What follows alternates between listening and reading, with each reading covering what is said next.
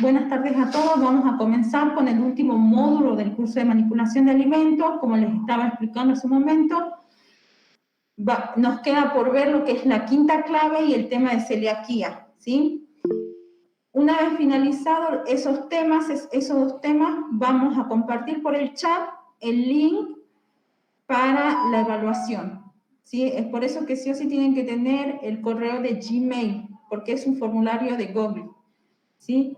Entonces, y tienen 40 minutos para realizar el examen, ¿sí? Automáticamente se corta el tiempo, por eso es que yo les hablaba de que si comparten dispositivo, tienen que compartirse el tiempo, porque si no después no llega, ¿sí?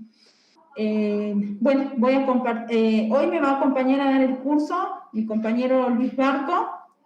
Hola, Luis. Hola, buenas tardes. Él va a dar la quinta clave, ¿sí? Y yo voy a continuar después con el tema de celiaquía, ¿sí? Yo ahora voy a compartir el Power y cualquier consulta, cualquier duda la van haciendo por el chat.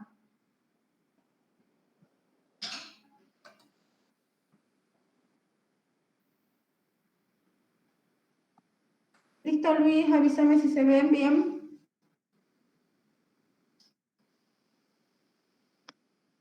Listo. Sí, se ve bien. Bien.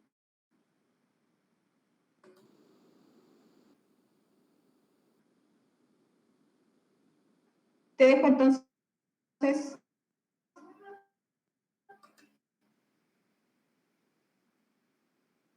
La última clave, que es la clave 5. ¿Sí?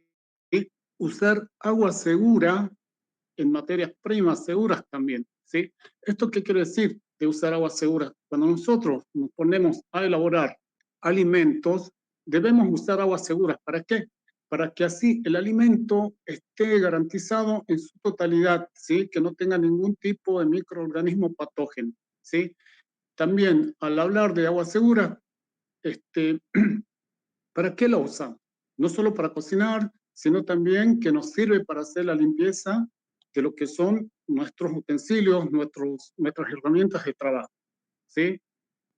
También el agua segura la usamos para beber, ¿sí?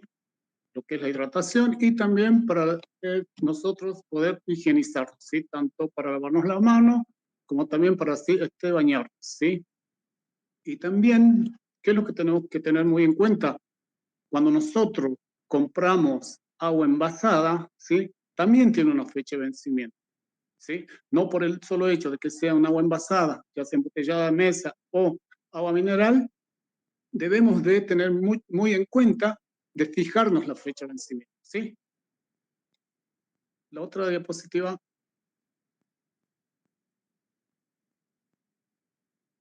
Bueno, como les decía, ¿qué es el agua segura? El agua segura es aquella que por su condición y tratamiento, ¿sí? No contiene gérmenes patógenos, ¿sí? Por eso que nosotros, el agua potable es segura, ¿sí? Nosotros, como es esa agua que tenemos de la canilla, lleva un tratamiento en el cual se aseguran de eliminar todo tipo de microorganismos patógenos, como así también algún agente tóxico que se encuentre dentro del agua, ¿sí?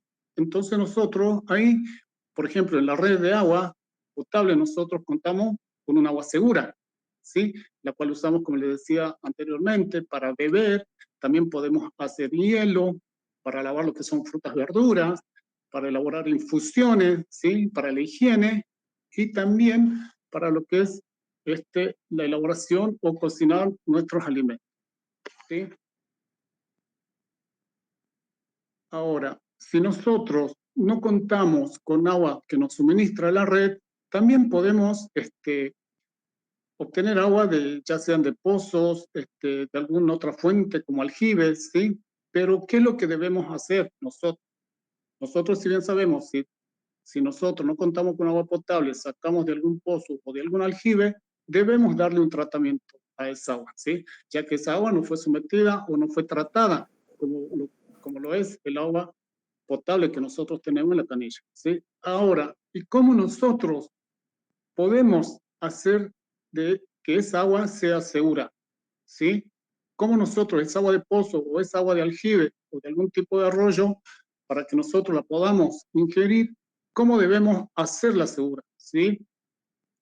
Ahora en la otra diapositiva les explico, ¿sí? Pásame en la otra diapositiva.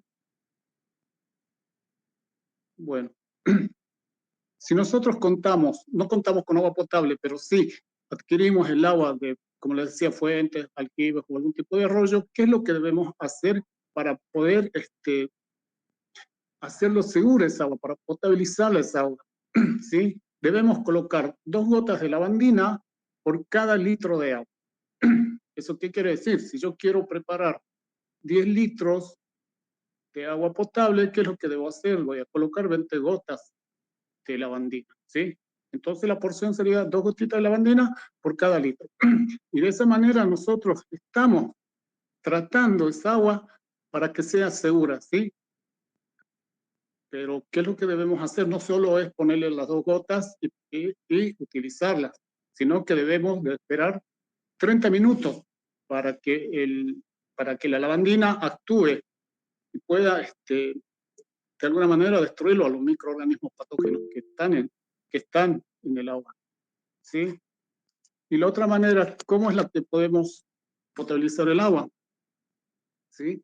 A través de hervirla. Si nosotros nos ponemos a hervir el agua, vieron que empiezan a salir burbujas. Bueno, debemos hacerlo durante 3 minutos que estén, cuando esté hirviendo, cuando empiezan a salir las burbujas, debemos tenerla más o menos aproximadamente 3 minutos que esté hirviendo, ¿sí? Luego de eso esperamos a que enfríe y ahí lo podemos consumir o utilizarla para lo que habíamos dicho anteriormente, para el consumo, para la higiene, para la elaboración de alimentos, ¿sí? Ahora, ¿qué es lo que nosotros, al hervirlo, qué es lo que logramos? Que maten, como decía anteriormente, bacterias patógenas. Un ejemplo claro que tenemos es que es la bacteria del cólera, ¿sí? Nosotros al hervir el agua, matamos esa bacteria. Entonces, así obtenemos agua segura, ¿sí? Y en caso de que el agua que yo, pónganle, saco de un arroyo, de algún aljibe o algún pozo, y el agua no es clara, no es cristalina, ¿qué es lo que debo hacer? Con algún tipo de tela limpia, ¿sí? Empiezo a filtrar, ¿sí? Cosa que todos los restos de tierra o arenilla que tenga el agua se queden en esa tela, ¿sí? Así yo puedo obtener lo que es el agua más clara y lo puedo colocar las gotitas de lavandina por cada litro de agua, como les decía anteriormente, y reposarlo 30 minutos o en su defecto, hervir el agua por 3 minutos, ¿sí? La otra diapositiva, por favor. Bueno, con respecto a lo que es el agua, si nosotros bien contamos con agua potable, la cual es segura, ¿qué es lo que debemos tener muy en cuenta? ¿Sí? El tanque de agua, ¿sí? Si bien nosotros contamos con tanque de agua, pero generalmente la mayoría no hacen una limpieza, ¿sí? Del mismo. Entonces ahí puede ser que el agua se empiece a contaminar, ya sea por las heces de los pájaros, por el polvo que trae el viento, ¿sí? O algún tipo de, de humo que lo puede entrar, algún tipo de algún tóxico que esté en el aire, ¿sí? De esa manera puede contaminar el agua potable, que está en lo que es el tanque. Entonces, ¿qué es lo que debemos hacer? ¿Qué es lo que se recomienda para que el agua sea segura dentro del tanque? ¿Sí? Se recomienda que se haga una limpieza cada 6 meses, ¿sí? ¿Cómo vamos a hacer esa limpieza? Por ahí, si uno lo quiere hacer y no quiere, por ahí pagar un personal capacitado, ¿cómo lo debe hacer? Primero y principal, empezamos a desagotar todo el tanque, todo el agua que lleva el tanque, ¿sí? Dejamos más o menos de la cuarta parte un poco más abajo para que nosotros podamos con ese resto de agua poder hacer una limpieza, ¿sí? Como anteriormente ya les han explicado, la limpieza y luego una posterior desinfección, ¿sí? Luego de haber hecho eso, ¿qué es lo que hago? Vuelvo a llenar, vuelvo a desagotar el tanque hago lo mismo, ese procedimiento, y al final ya hago como un tipo de enjuagado, lleno la mitad del tanque, y vuelvo a abrir todas las canillas que me abastecen de ese tanque, ¿para qué? Para que toda esa agua residual se vaya desagotando, ¿sí? Y así nosotros obtenemos lo que es la limpieza de nuestro tanque de agua, y también garantizamos que el agua potable se mantenga segura dentro de ese recipiente, ¿sí? Ya saben, acuérdense que cada 6 meses hay que hacer una limpieza general de lo que es el tanque de agua. La otra diapositiva.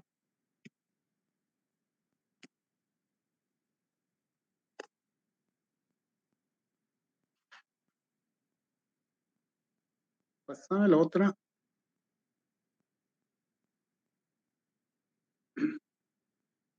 Bueno, ahí podemos ver ejemplos de lo que son los tipos de contaminación, ¿sí? Ahí, como pueden ver, en la parte derecha tenemos un insecticida, y al lado tenemos un pan rallado, ¿sí?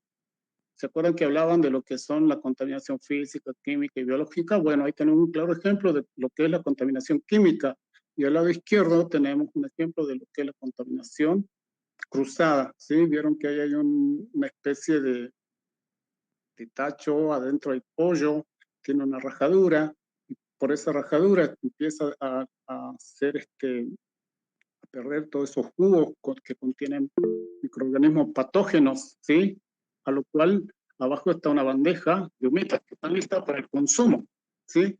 Entonces debemos tener mucho cuidado cuando nosotros almacenamos nuestros alimentos. Pasamos a la otra diapositiva.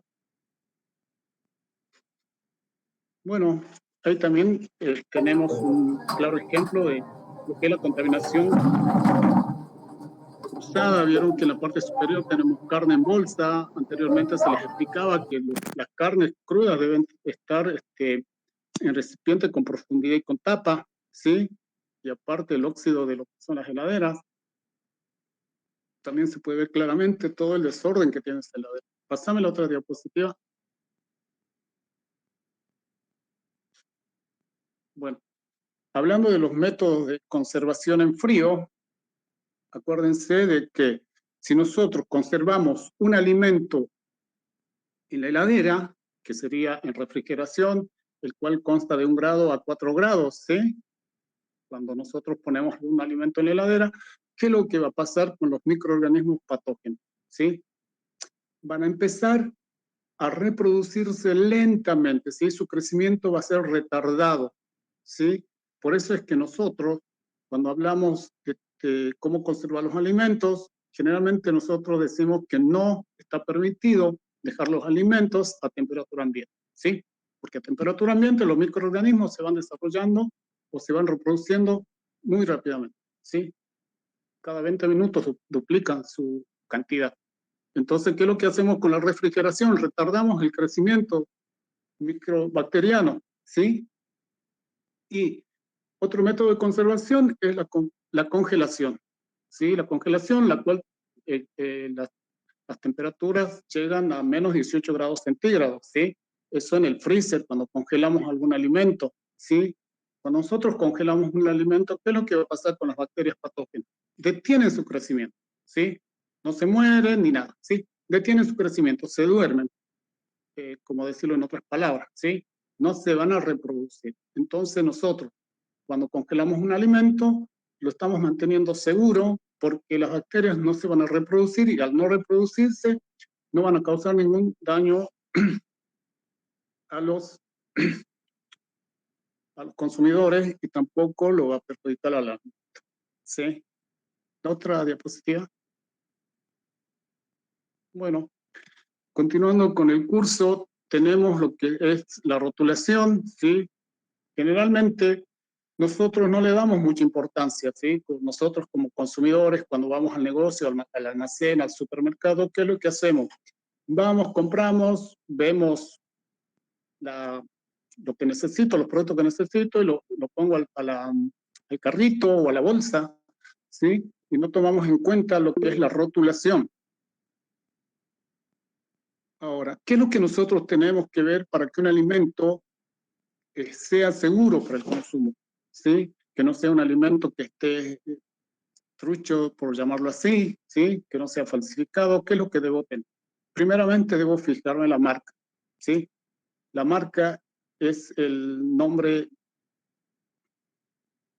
que lleva la industria, ¿sí? No sé, un ejemplo, marca, no sé, Nido, pónganle, y el nombre comercial va a ser Nidina, no sé, un nombre por el estilo, ¿sí? Y la denominación de venta hace referencia al tipo de producto que va a ser. Si es una leche, si es un yogur, si es un fideo, ¿sí? Y luego, ¿qué es lo que tenemos? Tenemos en lo que es la rotulación el contenido neto, el peso neto de ese producto, ¿sí? Ahí me dice la cantidad, que si es en litros, por ahí me va a decir 1 litro, o me va a decir 1000 mililitros, ¿sí? O si es en kilos o en gramos, ¿sí? El contenido neto me dice la cantidad exacta que tiene ese producto, ¿sí? Y luego tenemos que ver la identificación del país de origen, ¿sí? Nosotros tenemos que prestarle mucha atención en esta parte, en la identificación del país de origen del alimento, del producto que yo estoy por comprar. Si bien nosotros al vivir en una frontera, ¿qué es lo que tenemos? Tenemos productos que entran por Chile, Perú, Bolivia, Brasil, Paraguay, Uruguay, etcétera, ¿sí? Si nosotros tenemos uno de esos productos y no tiene un responsable inscrito acá en lo que es la República Argentina, ese alimento no es apto para el consumo. ¿Por qué no es apto para el consumo? Más allá que tenga la fecha de vencimiento bien, no es apto para el consumo. ¿Por qué? Porque si ese alimento llega a estar en mal estado, todo el lote llega a estar en mal estado y no sabemos a dónde fue a parar, ¿sí? ¿Y quién se va a hacer cargo? ¿Sí? Nadie se hace cargo si la persona se llega a enfermar o si le llega a producir algún tipo de malestar estomacal, ¿sí? Nadie se hace responsable. Por eso que nosotros, de lo que es la Dirección de Seguridad Alimentaria, no permitimos productos de otro país, a menos que tenga un responsable inscrito acá en la Argentina. Vieron que algunos productos dicen, un ejemplo, elaborado, no sé, leche elaborada, no sé, en Perú, ¿sí? Responsable inscrito en la República Argentina, y ahí te da el nombre. ¿De quién es el responsable inscrito? ¿Quién es el importador? El que está importando ese producto, ¿sí? Si no tiene el nombre del importador, el producto no puede ser consumido, como les decía, no vamos a saber a dónde dirigirnos para hacer la denuncia correspondiente, ¿sí? Bueno, dentro de la rotulación también tenemos lo que es la fecha de vencimiento. Esto es muy importante. Por ahí sigue existiendo el mito de que si el alimento está vencido y pasaron 2 días más después de la fecha de vencimiento, lo puedo consumir, o 3 días más. No es así, ¿sí? Cuando la fecha de vencimiento dice se vence el 30 de julio, se vence ese alimento, ¿sí? No hay un día más, 2 días más, ni 3 días más. Hasta esa fecha, el elaborador o quien está produciendo ese producto tiene la responsabilidad de cubrirlo por cualquier daño que pueda producir ese alimento. Pasado ese límite, esa fecha de vencimiento, no se hacen cargo, ¿sí? Entonces nosotros debemos tomar conciencia de que si el producto ya está vencido, hay que descartarlo. Lastimosamente no podemos hacer nada, ¿sí? Entonces hay que ser muy, muy puntuales en eso. Generalmente nosotros cuando vamos a controles vemos muchos productos vencidos, ¿sí? No se dan cuenta, entonces, ¿qué es lo que se hace? Se lo retira. O en el momento se lo inutiliza, ¿sí? Hay que tener muy, muy en cuenta lo que es la fecha de vencimiento. También la rotulación tiene lo que es la identificación del lote. Esto es muy importante, como les decía.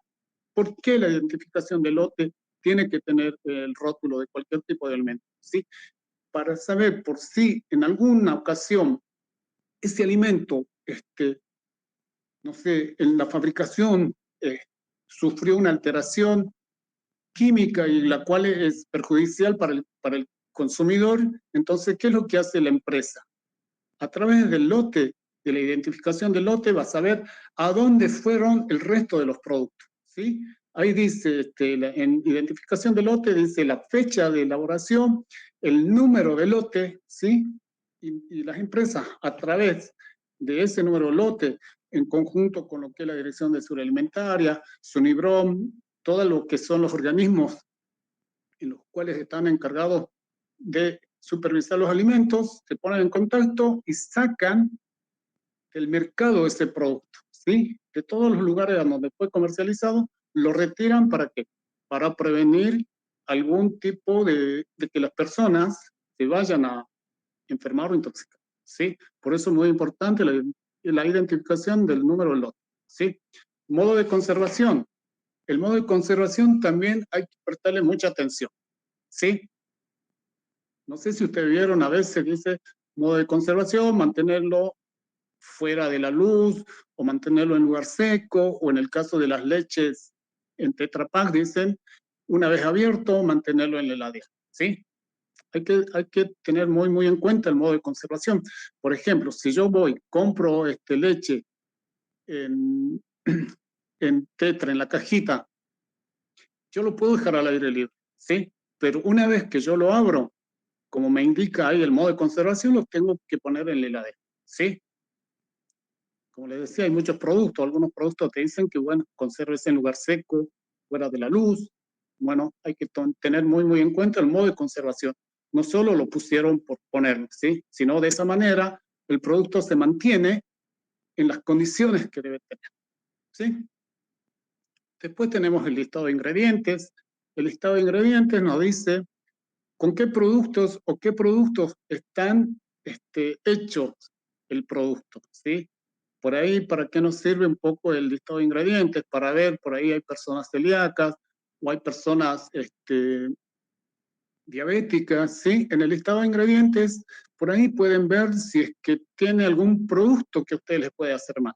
Por ahí dice, no sé, leche a base de, un ejemplo absurdo, póngale, a base de cebada, póngale, ¿sí? Y si un celíaco toma esa leche, seguramente le va a hacer mal, tiene cebada, ¿sí? Entonces el listado de ingredientes sirve para eso. O si está con algún tipo de edulcorante que puede dañar a otra persona, ¿sí? Entonces nosotros tenemos que ver el listado de ingredientes de qué está hecho ese alimento. Hace mucho también o vi que a veces dice un café hecho a base de glucosa de café. Entonces ese no es un café, ¿sí? Hay que saber leer bien el estado de ingredientes. Después tenemos la información nutricional, en la cual nos da una tablita nutricional con respecto al consumo de valor diario en gramos, ¿sí? La cantidad de proteínas que nos aporta cada 100 gramos o cada 200 gramos, depende de la tabla en la que tiene cada alimento, ¿sí? La cantidad de carbohidratos que nos proporciona, la cantidad de grasa, la cantidad de grasas trans, ¿sí? Entonces es muy importante ver esa información nutricional para ver si nosotros, como les decía, al consumir ese alimento no nos haga daño, ¿sí? Por ahí hay algunas personas que se cuidan, ya sea por motivos de salud o por motivos de cuidar su cuerpo, entonces es muy importante saber leer esa información nutricional, ¿sí? Bueno, después tenemos el nombre y domicilio de la razón social del productor, ¿sí? ¿Esto qué quiere decir? Que no cualquiera puede ponerse una fábrica y empezar a elaborar cualquier tipo de producto para el consumo, ¿sí? ¿Qué es lo que debe tener? Primero debe ser registrado, le tienen que aprobar, ¿sí? Tienen que revisar que la fábrica esté bien, entonces recién hacen un registro, ¿sí? El registro nacional de elaboración. También nosotros tenemos el registro provincial de elaboración, en el cual quien autoriza es la provincia, ¿sí? Bueno, todo eso es lo que debe tener el rótulo, porque si no tiene el nombre o domicilio de la razón social o no tiene el registro provincial de elaboración o nacional de elaboración, eso quiere decir que ese producto no es apto para el consumo, o si lo consumo, corro el riesgo de enfermar, ¿sí?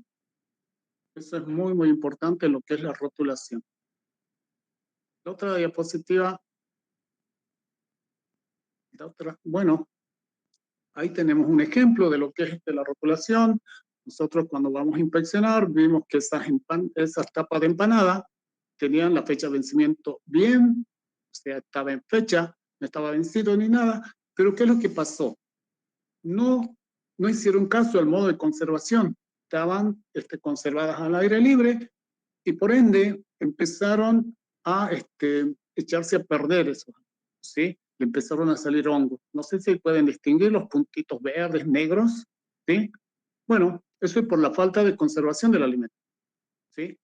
Esas tenían que estar refrigeradas, esas tapas. Bueno, la otra diapositiva. Bueno, eso con respecto a lo que son los alimentos seguros, ¿sí? Ahora mi compañero va a seguir con lo que es celiaquía y gluten. Hola. Sí, Luis, justo estaba activando el micrófono. Sí, ahora nosotros vamos a seguir. Gracias, Luis. Ahí terminamos con las 5 claves de la inocuidad de los alimentos. Ahora lo que vamos a ver es el último tema de celiaquía y después el examen. Bien, celiaquía. ¿Qué es la enfermedad celíaca? ¿Sí? Es una enfermedad autoinmune producida por la intolerancia permanente al gluten. ¿Sí? ¿Qué va a ser el gluten? Un conjunto de proteínas presentes en algunos cereales, como ser el trigo, la avena, la cebada, el centeno y sus derivados. ¿Sí? Todo lo que contenga o esté hecho a base de estos cereales, ¿sí? Una persona celíaca no lo puede consumir, ¿sí? O sea, en sí las personas celíacas deben llevar de por vida una alimentación libre de gluten. ¿Y qué va a ser la enfermedad celíaca? Como les había dicho, va a ser la intolerancia permanente al gluten y que se va a caracterizar por la inflamación de la mucosa intestinal, ¿sí? O sea, van a ver en las imágenes, nosotros en el intestino tenemos vellosidades, ¿sí? Es como un cepillito que van a ver ahí, ¿sí? Esas vellosidades, cuando uno tiene celiaquía, esas vellosidades se atrofian, ¿sí? Y quedan como la imagen que ven al lado. Queda liso, se pierden esas vellosidades, ¿sí? ¿Y eso qué es lo que produce? Produce una mala absorción de los nutrientes, ¿sí? Por esas vellosidades nosotros absorbemos todo lo que necesita los carbohidratos, los nutrientes que necesita nuestro cuerpo, ¿sí? Entonces, una vez que están aplastados, atrofiados, ¿sí? ¿Qué es lo que va a pasar? Va a producir una mala absorción de estos nutrientes, de estas vitaminas que necesitamos, ¿sí? Y como les decía, va a producir una atrofia de esas vellosidades que tenemos, ¿sí? Y se va a producir la mala absorción de los nutrientes. En esta imagen se ve más claro, ¿sí? Estas son las vellosidades que nosotros tenemos en los intestinos, y cuando una persona es celíaca, se produce toda una atrofia y se ven aplastados esas vellosidades. Cuando la persona, por eso es que la persona debe dejar la dieta, debe tener una dieta de por vida libre de gluten, ¿sí? Cuando una persona deja de consumir, celíaca, deja de consumir gluten, esas vellosidades, ¿sí? Se recuperan, vuelven a formarse, ¿sí? Pero si la persona celíaca vuelve a consumir gluten, vuelve a suceder lo mismo, ¿sí? Se produce de nuevo esa atrofia. Y también, por ende, va a producir algunos síntomas que son molestos para nuestra vida diaria. ¿Cuáles pueden llegar a ser esos síntomas? ¿Sí?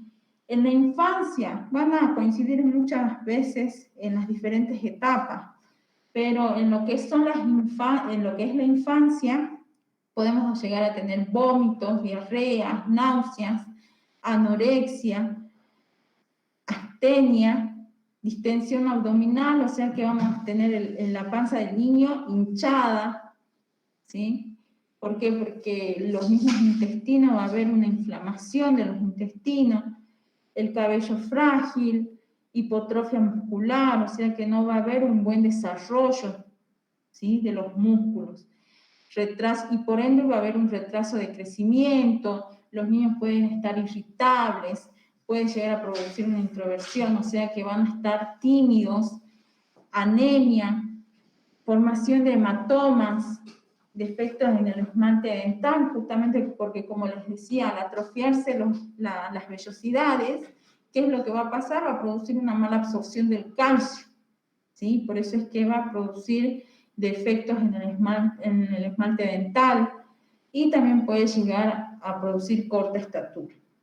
En lo que es adolescencia podemos llegar a tener anemia, dolor abdominal, diarrea, como les digo, todo en la parte intestinal, entonces todo el tiempo vamos a estar con dolores, con molestias constantes, estreñimientos también, meteorismo, que son gran cantidad de gases, ¿sí? Nos va a producir gran cantidad de gases, estomatitis, corta estatura, dermatitis, o sea que van a empezar a salir coloraciones rojas en la piel, ¿sí? Cefaleas, retraso puberal y menarca tardía en las adolescentes, ¿sí? En lo que es el adulto, va a ser muy parecido a los síntomas, diarrea, el adulto va a estar irritable, todo le va a molestar, va a haber cambios de comportamiento, depresión, ¿sí? Disminución del apetito, pérdida de peso, anemia, dermatitis herpetiforme, osteoporosis, ¿sí? Justamente por la mala absorción de los nutrientes que nuestro cuerpo necesita, ¿sí? Fracturas, estreñimiento, ¿sí? Abortos en algunos casos, infertilidad, puede haber convulsiones, migrañas, ataxia y también miocardiopatías, ¿sí? Va a haber problemas del corazón. ¿Cómo se va a diagnosticar la enfermedad celíaca? ¿Sí? Puede hacerse cuando vamos a lo que es el gastroenterólogo, nos puede hacer, primero y principal, un análisis de sangre, que se va a utilizar marcadores serológicos, como la antigliadina. No es necesario que se sepan esto, ¿sí? Pero es a modo de información, ¿sí? Antiendomicio, todas esas se van a hacer un análisis de sangre, nos van a detectar en qué grado tenemos eso en la sangre, ¿sí? ¿Qué es lo que tenemos que ver? Si ese análisis de sangre nos da positivo, esos marcadores serológicos nos dan positivo, sí, obviamente nos va a decir que somos celíacos. ¿Qué pasa? En algunos casos, ¿sí? El análisis de sangre puede dar negativo, pero al persistir los síntomas, el gastroenterólogo nos solicita una biopsia intestinal. ¿Qué es lo que nos va a definir si somos o no celíacos? ¿Sí? Con la biopsia intestinal uno puede confirmar directamente si es o no celíaco. ¿Sí? Es mucho más certero que el análisis de sangre. Como les digo, en algunos casos puede dar negativo, pero en la biopsia intestinal da que sí la persona es celíaca, ¿sí? Por eso el estudio más seguro que nos va a dar con certeza si somos o no celíacos va a ser la biopsia intestinal. También se pueden hacer estudios genéticos, ¿sí? Esos estudios genéticos, esto generalmente porque si hay una persona en la familia, la madre de una familia es celíaca, los hijos pueden, ¿sí? Llegar a tener la misma enfermedad. Por eso es que también se pueden hacer estudios genéticos para detectar si somos o no tendientes a padecer la enfermedad. Y como les decía, ¿qué va a ser el gluten? El gluten es la proteína que se encuentra en los cereales que yo les había mencionado, ¿sí? El trigo, la avena, cebada y centeno, por eso van las siglas TAC. Habrán visto algunos alimentos que dice libre de TAC, sin TAC, ¿sí? Bueno, nos quiere decir esto, sin trigo, ni avena, ni cebada, ni centeno, ¿sí? La persona celíaca no puede consumir ninguno de estos cereales porque contienen gluten. En su lugar, tiene que reemplazarlo. Por ejemplo, en vez de consumir panes hechos de harina de trigo, puede consumir panes hechos de harina de mandioca, ¿sí? De trigo sarraceno, que es otro tipo de trigo que no contiene gluten, ¿sí? Es una variedad de trigo que no va a contener el gluten, por eso está permitido para aquellas personas celíacas, ¿sí? Después tenemos lo que es el arroz, que es lo que van a poder consumir, que no tiene gluten, ¿sí? Todo alimento que no contenga en su preparación y elaboración ninguna de este tipo de cereales, ¿sí? ¿Cuál va a ser el único tratamiento que tiene una persona celíaca? Es una dieta estricta sin gluten, ¿sí? De por vida, como veníamos diciendo, de por vida la persona no puede consumir alimentos que contengan gluten, porque justamente después inmediatamente empieza a presentar sintomatologías como las que mencionábamos hace un momento, ¿sí? Principalmente lo que son la distensión abdominal, el meteorismo, ¿sí? Bien, ¿y cómo va a funcionar la proteína del gluten? La proteína del gluten que se encuentra presente principalmente en lo que son las harinas de trigo, ¿sí? Al mezclarse con agua, les da esa elasticidad, ¿sí? ¿Qué es lo que hace? Hace que la retención de agua y gases de fermentación se concentren en lo que son las masas. Por eso es que los panes, por lo general, salen esponjosos, tienen una buena textura, ¿sí? Y le da volumen a los panes, ¿sí? Eso es lo que hace el gluten. ¿Y dónde podemos encontrar el gluten? ¿Sí? En los ingredientes de los alimentos, por ejemplo, en las pastas, en los panes, en la cerveza, ¿sí? Tenemos lo que es la cebada. Por eso es muy importante tener en cuenta lo que decía mi compañero hace un momento, cuando nosotros vamos a ver los ingredientes. Si bien ahora todos los alimentos que son aptos para celíacos tienen un logo que ya lo vamos a ver, que también lo deben conocer, ¿sí? Pero es importante que siempre lean todos los ingredientes que tiene un alimento, ¿sí? Por lo general, siempre, como les digo, encontramos el gluten en estos alimentos, en las pastas, en los panes y en la cerveza. Como aditivo lo podemos encontrar en algunas mermeladas, helados, gaseosas o jugos y también en embutidos. Por eso, como les digo, siempre vamos a ver enseguida lo que es el logo. Todo celíaco tiene que tener en cuenta que todos los alimentos que vayan a consumir tienen que tener el logo oficial de alimentos libres sin gluten.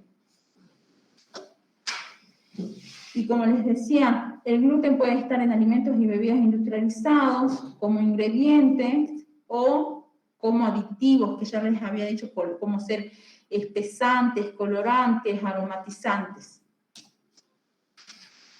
¿Y qué se entiende por alimento libre de gluten? ¿Sí? Aquel alimento que está preparado únicamente con ingredientes que por su origen sean natural, por ejemplo, lo que son las verduras, las frutas, la carne, ¿sí? Que sabemos que no tienen gluten en su composición original, ¿sí? Su composición de origen. Y porque también tenemos que tener que es también un alimento libre de gluten, aquel alimento, ¿sí? Que por la aplicación de las prácticas de elaboración, de las buenas prácticas de elaboración, que impiden la contaminación cruzada con alimentos con gluten, ¿sí? Hayan sido elaborados en un espacio libre de contaminación con gluten. O sea, aquellos alimentos que, como van a ver ahí en la imagen, contengan este logo, ¿sí? ¿Cuál va a ser el logo oficial de alimentos libres de gluten? ¿Sí? Va a ser las 3 ramas de trigo, ¿sí? Con el círculo rojo y con la leyenda Sintán, ¿sí? Ese es el logo oficial que ustedes van a tener que reconocer en todos los alimentos libres de gluten, ¿sí? Y según el Código Alimentario va a establecer en el artículo 1383 que para la aprobación de alimentos libres de gluten, los elaboradores y/o importadores deben presentar ante las autoridades sanitarias de su jurisdicción, ¿sí?, qué es lo que deben presentar para poder transportar y comercializar esos alimentos. El análisis que avale la condición libre de gluten, ¿sí?, otorgado obviamente por el organismo oficial o la entidad de reconocimiento oficial que se encuentre en el lugar donde lo están haciendo, donde lo están elaborando, ¿sí?, que más o menos es algo como un registro, ¿sí?, el registro de que ellos elaboran alimentos libres de gluten, ¿sí? Como les decía mi compañero hace un momento, cuando nosotros tenemos en el rótulo ver los registros nacionales o provinciales, ¿sí?, del alimento, eso quiere decir que esos alimentos han sido analizados, que no dañan a la salud de la persona, pero en este caso con el tema de los celíacos, que también aparte de no dañar la salud, son libres de gluten, ¿sí? Otra cosa que también tienen que tener para el momento de transportar este tipo de alimentos, aquellos que elaboren estos tipos de alimentos libres de gluten, es un programa de buenas prácticas de fabricación. O sea, que ese espacio, esa industria donde se está elaborando ese alimento, ¿sí?, esté libre de contaminación de gluten, ¿sí?, que sea un espacio exclusivo para alimentos libres de gluten. Bien. Y tenemos también acá lo que es la contaminación cruzada con gluten. Vieron que anteriormente en las claves habíamos visto contaminación cruzada, pero ¿cómo era la contaminación cruzada que se daba en lo que eran las 5 claves? Principalmente entre lo crudo y lo cocido, ¿sí? Lo que vamos a ver acá en lo que es la parte de celiaquía, la contaminación cruzada se da cuando se mezclan alimentos que tienen gluten con aquellos que no tienen gluten. Así se da aquí lo que es la contaminación cruzada, ¿sí? Estos alimentos libres de gluten van a entrar en contacto con otro que contiene gluten, o sea, que eso va a ser causado por la mala manipulación de los alimentos, ¿sí? Pueden, por ejemplo, el pan, las harinas, lo podemos mezclar con quesos, con huevos, que sabemos que no tienen gluten, ¿sí? Y también, no solamente entre los alimentos, también la contaminación cruzada se puede dar mediante la utilización de los utensilios. Por ejemplo, los coladores de fideo, en lo que son las partes de la cocina, los restaurantes, ¿sí? ¿Qué es lo que pasa? Utilizan el mismo colador de fideo para colar alimentos, fideos con gluten y fideos sin gluten, ¿sí? Y ahí se da también una contaminación cruzada, ¿sí? Cada vez que nosotros utilicemos utensilios para manipular alimentos libres de gluten, tienen que ser utensilios exclusivos para ese tipo de alimentos, ¿sí? No podemos utilizar los utensilios que utilizamos para la elaboración de alimentos con gluten, porque ahí también estamos produciendo una contaminación cruzada, ¿sí? Y no solamente también cuando utilizamos los utensilios, también cuando almacenamos los alimentos se puede producir una contaminación cruzada, ¿sí? ¿De qué forma? Por ejemplo, guardamos 2 harinas, una libre de gluten, otra con gluten, en el mismo espacio, por ahí se rompe la harina y entran en contacto estos 2 alimentos y se contaminan, ¿sí? Tenemos que tener en cuenta que cuando nosotros almacenamos alimentos libres de gluten, tienen que ser espacios exclusivos para estos alimentos, ¿sí? No podemos mezclarlos con alimentos libres de gluten, así como no podíamos tener los crudos junto con lo cocido, es lo mismo acá. No podemos tener alimentos con gluten junto con los alimentos libres de gluten, ¿sí? Porque al finalizar la única persona perjudicada es la persona que padece la enfermedad celíaca, ¿sí? Y también puede haber contaminación cruzada durante la industrialización, por ejemplo, del arroz. ¿Cómo va a ser?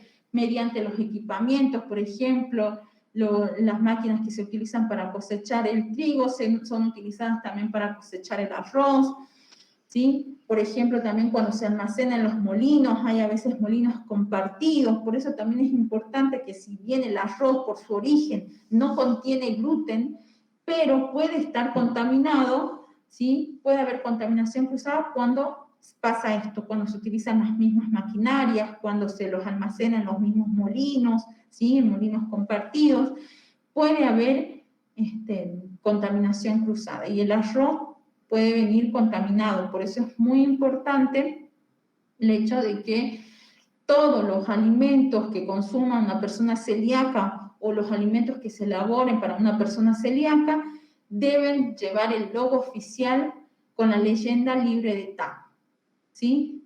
Es muy importante que tengan en cuenta, porque a veces por ahí pensamos que el arroz en su origen no tiene gluten, así que no le va a hacer mal, no importa si no tiene el logo. Sí, sí importa, porque el logo a mí me garantiza que ese alimento ha sido transportado de forma correcta, en un transporte exclusivo para alimentos libres de gluten, y que no ha habido contaminación, ¿sí?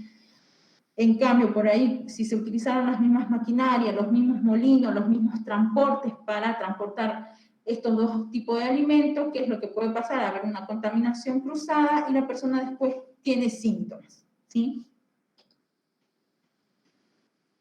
¿Cuál es la responsabilidad de ustedes como manipuladores de alimentos? ¿Sí? Implementar prácticas correctas de higiene y manipulación, justamente para evitar la contaminación cruzada, ¿sí? Que los alimentos libres de gluten entren en contacto con aquellos que tienen gluten. Para eso necesitamos, ¿qué cosa? Algunas barreras, ¿sí? Tenemos que tener en cuenta lo que es el uniforme, que ayer lo habrían hablado, ¿sí? El uniforme es una barrera muy importante, ¿sí? Para proteger los alimentos, y cuando estamos elaborando alimentos libres de gluten, tenemos que tener en cuenta que el uniforme que usemos tiene que ser exclusivo para manipular alimentos libres de gluten, como les dije.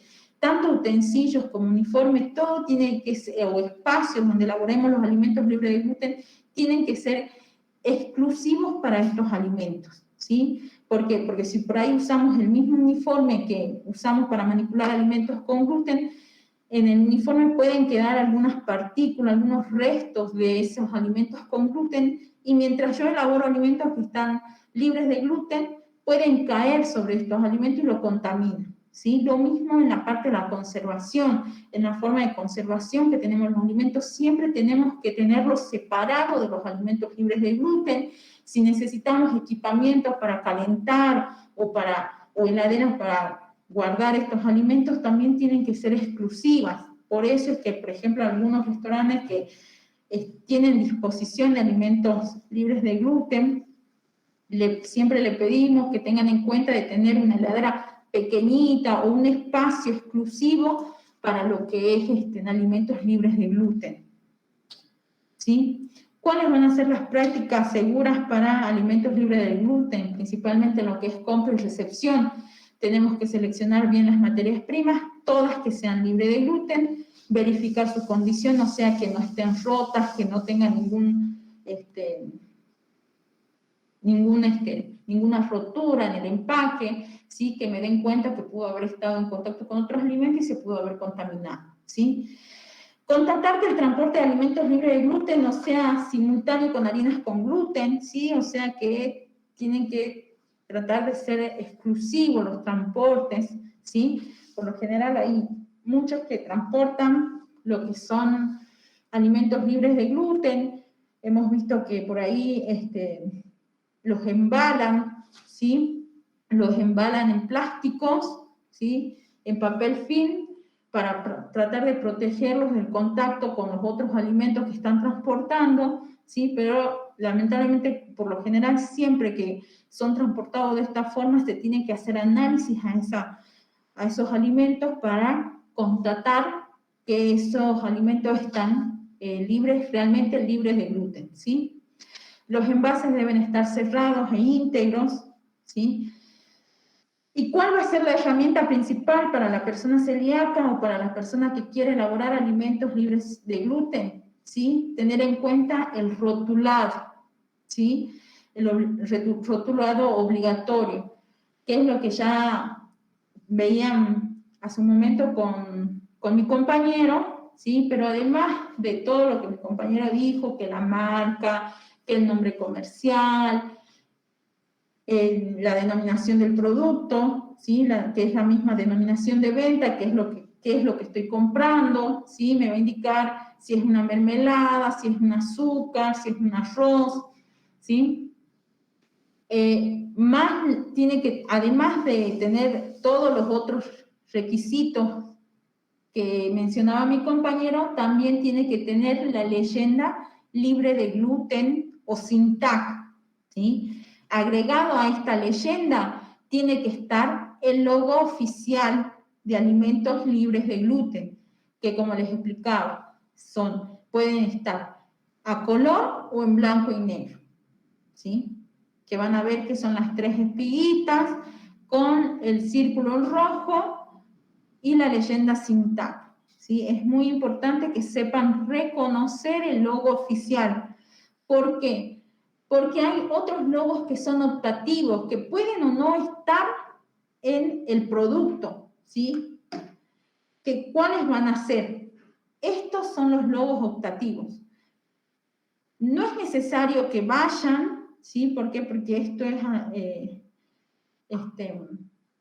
no es obligatorio, ¿sí? El que es obligatorio que siempre esté es este logo. Si no está este logo y está solamente alguno de estos, el alimento no me da la seguridad de que sea un alimento libre de gluten, ¿sí? Si están estos logos, sí o sí siempre tiene que estar acompañado del logo oficial. Nunca tienen que estar en los productos solos.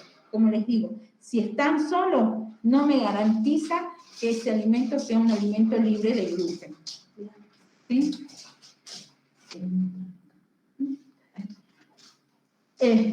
Bueno, acá tenemos un ejemplo del rotulado. Van a ver que siempre va a aparecer en alguna parte del envase, van a tener el logo libre de gluten, ¿sí? Va a estar la leyenda, ¿sí? Van a tener la denominación de venta y todos los otros requisitos que mencionaba mi compañero. Va a tener además la leyenda sin TAC, ¿sí? Y el logo oficial de alimentos libres de gluten, ¿sí? Otra forma que se puede ver si un alimento es libre o no de gluten, ¿de qué forma va a ser? Podemos consultar una página en la ANMAT, ¿sí? Esta página se actualiza permanentemente, está disponible de forma online y la consulta es gratuita, ¿sí? Y es la página de la ANMAT, ¿sí? Ustedes ingresan a la página del Ministerio de Salud, ANMAT, ¿sí? Y van a ver que les va a solicitar, si ustedes quieren ver si un alimento por ahí confirmar que un alimento sea libre de gluten realmente, les va a pedir ingresar el Registro Nacional del Producto Alimenticio, eso es lo que significa RNPA, ¿sí? Registro Nacional, que es el registro, como les dijo mi compañero, es sí o sí la autorización que dan para poder vender ese producto, ¿sí? Ingresan la marca, ingresan el nombre de fantasía, que va a ser el nombre comercial de ese producto, ¿sí? Van a seleccionar el estado del producto, si es un producto vigente, obviamente, ¿sí? Y van a seleccionar el tipo de producto, si es un arroz, si es una mermelada, y van a buscarlo. Si figura en el listado que la ANMAT tiene como alimentos registrados libres de gluten, es que es realmente un alimento libre de gluten. ¿Por qué esto? Porque por lo general, no la mayoría, sino que algunas personas están acostumbrados a elaborar alimentos y automáticamente colocarles el logo, por más que tengan o no tengan una autorización, un registro.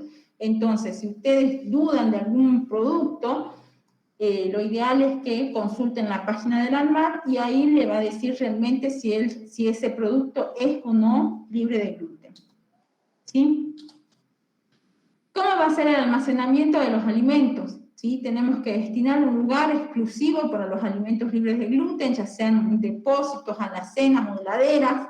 Como les decía, tenemos que, el alimento libre de gluten tiene que estar en un lugar exclusivo, por ejemplo en las alacenas, como si tenemos una alacena, ¿qué es lo que podemos hacer? Utilizar, vieron que vienen las alacenas con varios estantes, podemos utilizar un sector para los alimentos libres de gluten, otro sector para alimentos con gluten.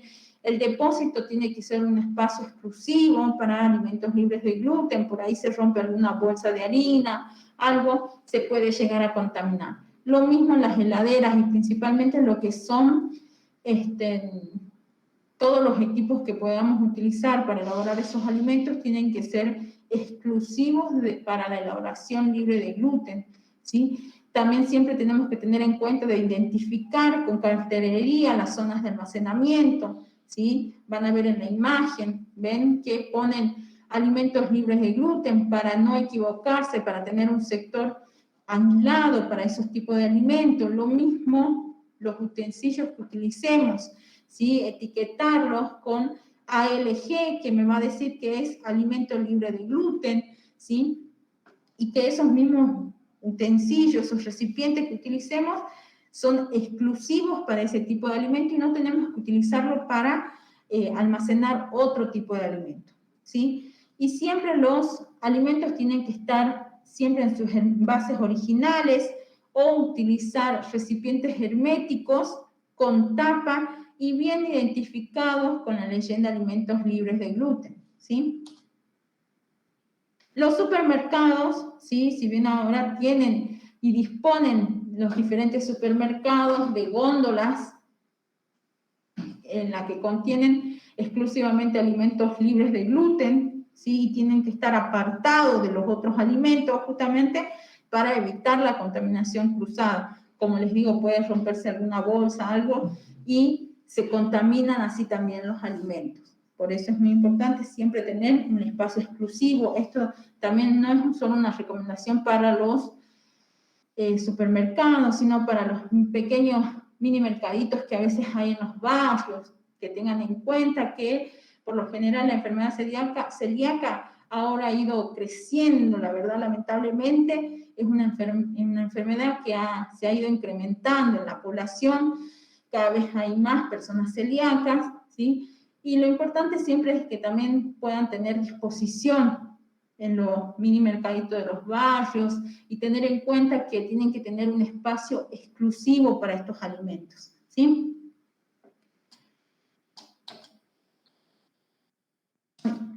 Bien, ¿cómo se va a almacenar? Por ejemplo, acá, tenemos ahí un estante, una alacena, en donde se almacenan en la parte de arriba todos los alimentos libres de gluten, ¿sí? Esto para evitar todo lo que es contaminación cruzada.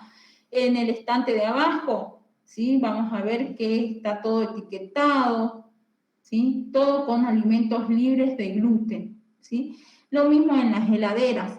Tienen que estar todos los alimentos en recipientes herméticos, ¿sí? Bien tapados, para evitar todo tipo de contaminación cruzada.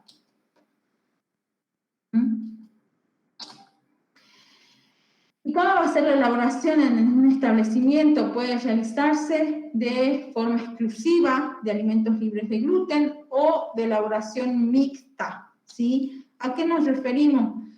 Puede ser un espacio, una cocina, que sean para la elaboración exclusiva de alimentos libres de gluten, o podemos hacerlo encontrando horarios en la misma cocina. Por ejemplo, acá van a ver, en la elaboración mixta, no elaborar en simultáneo alimentos libres de gluten y alimentos convencionales, o sea, que tengan gluten. ¿Cómo podemos hacer para la elaboración mixta? Organizar turnos, días de elaboración, por ejemplo, por lo general, la gente celíaca no suele comer afuera porque tiene miedo, ¿sí?, de que algún alimento esté contaminado, pero ¿cómo podemos evitar esto? O tratar de organizarnos, como dice ahí, por turnos, por días, por horarios. ¿Cómo? Por ejemplo, un sábado, un domingo, poner un horario, póngale de 2 a 6 de la tarde, vamos a elaborar determinados alimentos, y obviamente antes de elaborar esos alimentos libres de gluten, tenemos que lavar y desinfectar todos los espacios de la cocina, ¿sí? Y sí, usar lo que son utensilios sí exclusivos. Yo hablo de lo que es el espacio, la cocina, porque si no tendrían, lo ideal siempre sería tener 2 cocinas, uno para alimentos libres de gluten y otra para alimentos con gluten. Pero si no se puede hacer eso, tenemos que organizar turnos y horarios.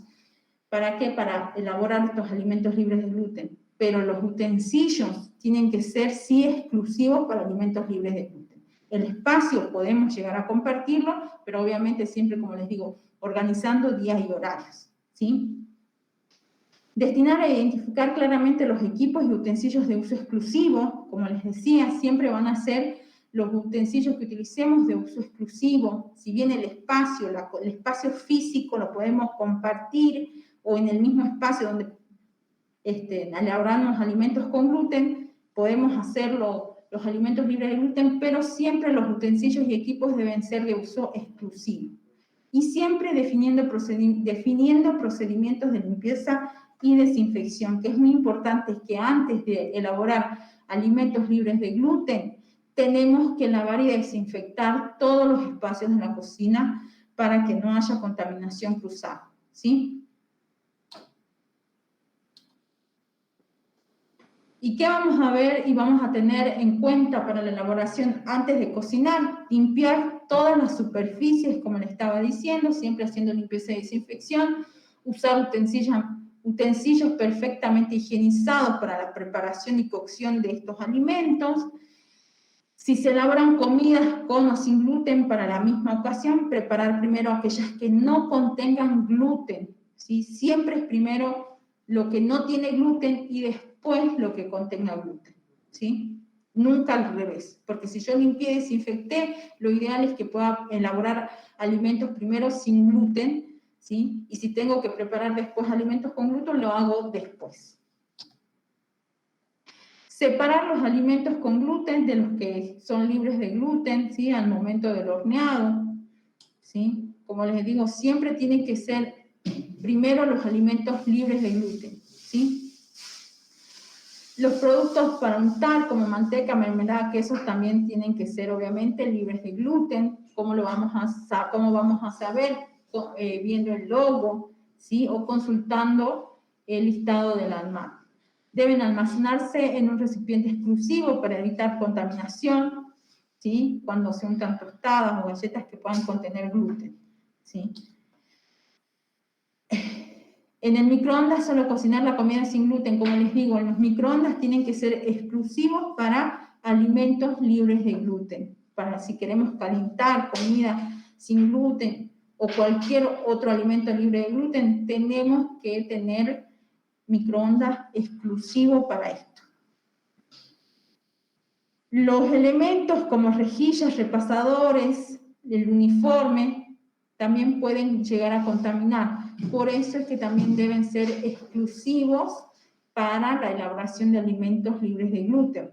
Como les decía, podemos tener el mismo espacio, el espacio físico, pero los elementos tienen que ser exclusivos para cada alimento, ¿sí? Principalmente para lo que es libre de gluten, ¿sí? Y no utilizar el mismo medio de cocción para un alimento con y sin gluten, ¿sí? Aceites, por ejemplo, o agua en la que se haya cocinado, se haya hervido fideos, ¿sí? Que contengan gluten y después se vaya a querer hervir fideos libres de gluten, ¿sí? No se puede compartir el mismo medio de cocción para uno y otro alimento, ¿sí? Tienen que ser por separados. Lo mismo en el envasado, tenemos que asegurar el cierre hermético del envase o el contenedor que tengamos y siempre identificando qué es lo que está en ese contenedor, qué es lo que se encuentra en ese recipiente. Bien, como les decíamos acá, limpieza y desinfección, habíamos visto ayer, se vio ayer lo de que los pasos de limpieza y desinfección son los mismos, ¿sí? Podemos emplear elementos de limpieza exclusivos, ¿sí? Tienen que ser exclusivos para cuando yo estoy lavando, por ejemplo, lo que son esponjas, tienen que ser exclusivos para lo que voy a limpiar los utensilios que utilicé para preparar alimentos libres de gluten, ¿sí? Todo lo que es esponjas, trapos, cepillos tienen que ser exclusivos para esos utensilios, ¿sí? Limpiar minuciosamente las superficies, principalmente antes de comenzar la elaboración, ¿sí? Como les digo, si es un espacio donde nosotros elaboramos también alimentos con gluten, sí o sí antes de comenzar a manipular alimentos libres de gluten, tenemos que realizar limpieza y desinfección, una minuciosa, ¿sí? Limpieza y desinfección para poder garantizar que ese alimento realmente salga libre de gluten. ¿Sí? ¿Y cuál va a ser el procedimiento? Vamos a hacer un repaso. El paso 1 era remover, retirar toda la suciedad grosera que puede haber en la superficie. El segundo paso era limpiar, ¿sí? Vamos a limpiar con agua y con jabón. Después vamos a enjuagar ese detergente, ¿sí? Pero principalmente, como les habían dicho, con agua tibia, agua a 45 grados centígrados, ¿sí? Que no nos llegue a quemar, sino que nos ayude a retirar todas las grasas o los restos de alimentos que puedan haber en las superficies, ¿sí? El cuarto paso, si bien acá está en la numeración mal, pero el tercer paso era enjuagar, el cuarto paso desinfectar, ¿sí? Y el quinto paso era enjuagar, ¿sí? Enjuagar la desinfección, y el sexto paso era, por último, secar, ¿sí? Y con respecto a lo que es higiene personal, tenemos que tener en cuenta que tenemos que lavarnos constantemente las manos con agua y con jabón, siempre secarnos con toallas de papel descartable, ¿sí? Antes de elaborar alimentos libres de gluten o luego de manipular equipos y utensilios que tuvieron en contacto con gluten, ¿sí? Eso es muy importante que tengan en cuenta. Ayer vieron cómo es el lavado de manos. Y con respecto al uniforme, siempre tiene que estar limpia y que no haya estado en contacto con alimentos que contengan gluten, porque como les decía hace un momento, el uniforme a veces quedan algunas partículas de alimentos con gluten y después pueden caer sobre esos alimentos que estamos elaborando que son libres de gluten, ¿sí? Bien, hasta ahí llegamos hasta ahí finalizamos el curso, que vimos lo que es celiaquía, que era el último tema. Ahora vamos a ver lo del examen, ¿sí? Con esto finalizamos lo que es el curso. Y ¿quién es? Ivana Pereira es alguien que tiene para entrar 2 veces por la cámara. ¿No? Pasa que les pregunto porque hay varios que, como dijeron, que tenían 2 dispositivos, tienen que ingresar por los 2 dispositivos, sí o sí, nosotros les tenemos que permitir el ingreso. Pero si es alguien que está intentando ingresar al curso, ya es demasiado tarde, lamentablemente. Fernando Amador, ¿y estás con el mismo usuario?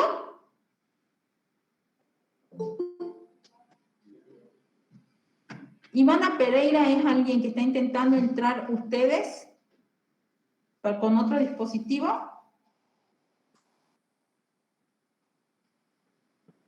Ahora ingreso con otro dispositivo. Yo, dice Sandra Farfán, con Ivana Pereira. Muy bien, Sandra Farfán, ahora ya está.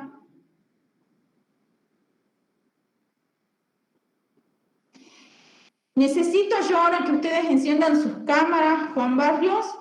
Todos tienen que tener la cámara encendida para que yo pueda compartir el link del examen acá en el chat, ¿sí?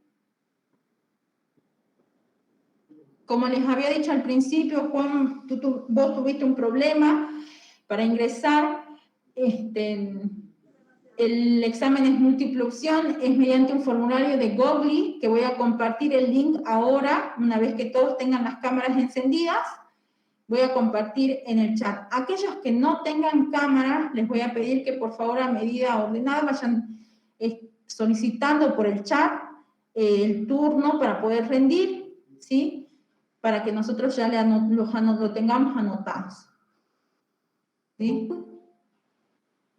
Belén, Daniel, Alfredo, sí. Él sí. Bien. Una vez que todos tengan encendidas las cámaras,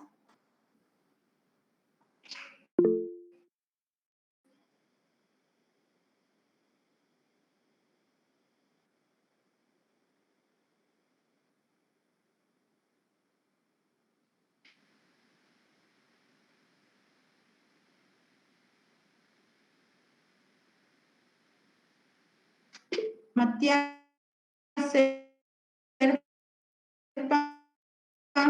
se pueden retirar, ¿sí?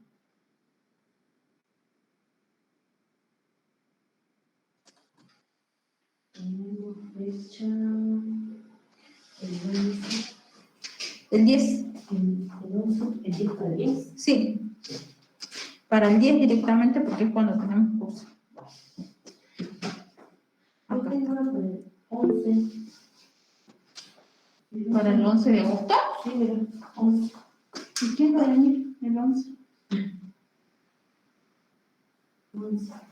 No, es que la verdad dice que no vemos turnos así, porque la otra vez vinimos y nadie vino. Y no sé quién anotó. No debe ser, ya lo vea, igual yo ya vea. Gloria Arce, ella está haciendo el curso. Sí. Y Ezequiel Benicio también. No, igual le vamos a mandar mensaje.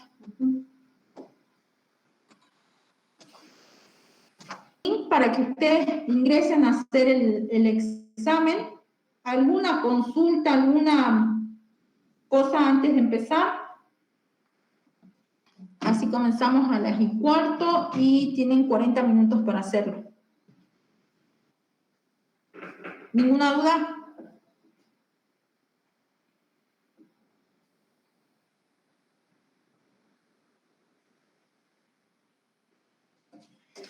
Cierto. ¿Kipildor Hernán se encuentra ahora haciendo el curso?